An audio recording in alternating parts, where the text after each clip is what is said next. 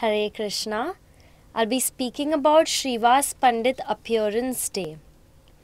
There is no difference between the energy and the energetic in regard to the Lord's appearance as Sri Chaitanya Mahaprabhu and his four associates Nityanand Prabhu, Advaita Prabhu, Gadadhar and Shrivas. Among these five diverse manifestations of the Supreme Lord, as the Lord Himself and His incarnation, expansion and energies, there is no spiritual difference. They are five in one absolute truth. For the sake of relishing transcendental flavors in the absolute truth, there are five diverse manifestations.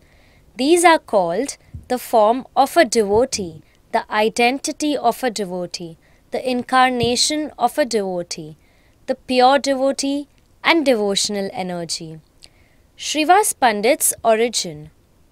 Srivasa Pandit Dhiman Yah Puro Narada Muni Parvata Muni Varo Ya Asin Narada Priya Shri Rama Pandita Shriman Tat Kanishtha Sahodaraha Ambika Vraja Dhatri Stanyadatri Sthitapura Sevayam Malini Namni Shrivas Grihani Mata.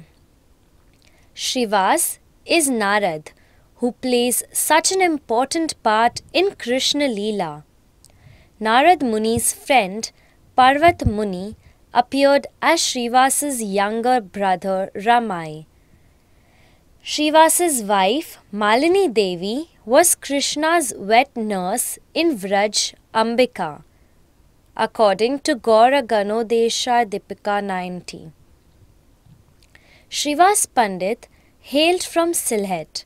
He later came to live in Navadvip, where he made an immense contribution to Gauranga Leela.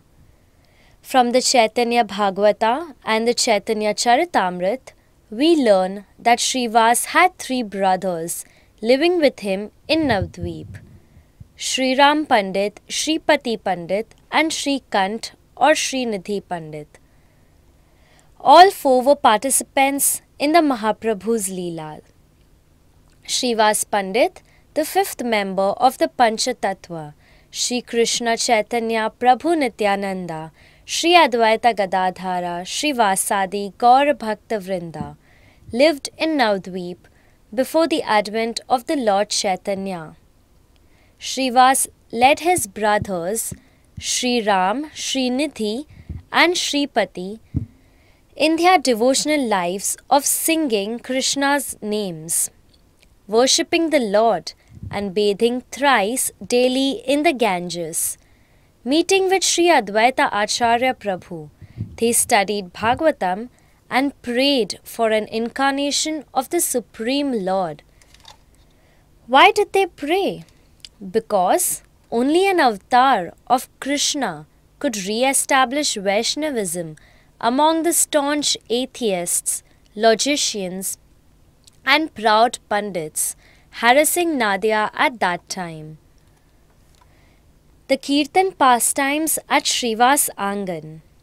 After a night of Kirtan at Srivas's house, when Mahaprabhu returned to external awareness, he would go with all the devotees to bathe in the Ganges. Sometimes the devotees would ceremonially bathe the Lord at Srivas Angan. One of Srivas's servant girls, named Dukhi, would watch Mahaprabhu's ecstatic dancing with tears in her eyes. She also performed the service of filling jugs of water from the Ganges for Mahaprabhu's morning bath. One day, Mahaprabhu observed her devotion and was pleased. He changed her name from Dukhi, that is unhappy, to Sukhi, that is happy. Another day, Srivas's only son died while Sankirtan was being performed in his house.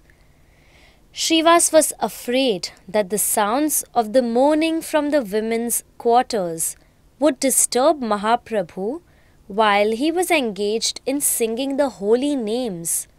So, he went directly into the house and tried to quiet the women by explaining spiritual truths to them.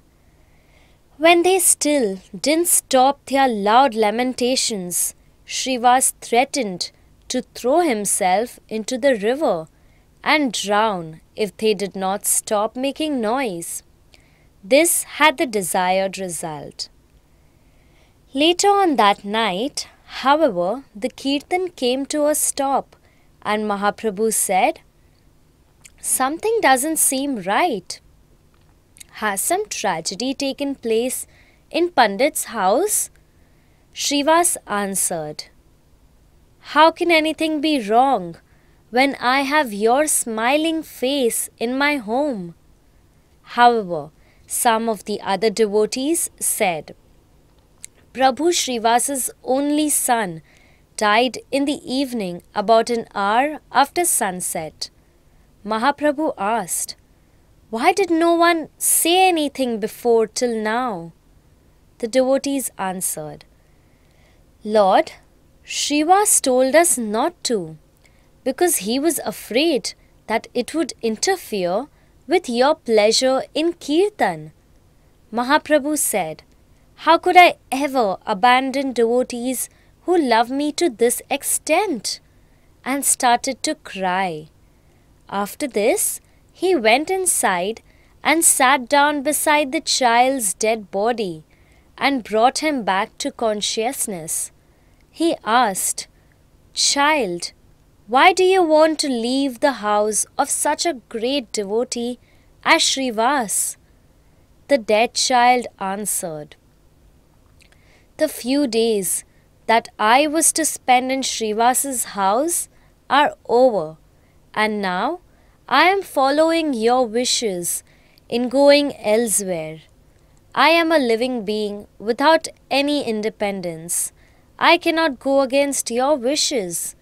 Please be merciful to me, that I never forget your lotus feet wherever I go." When Shrivas's family members heard the child speak such wisdom, they immediately forgot their distress and stopped mourning.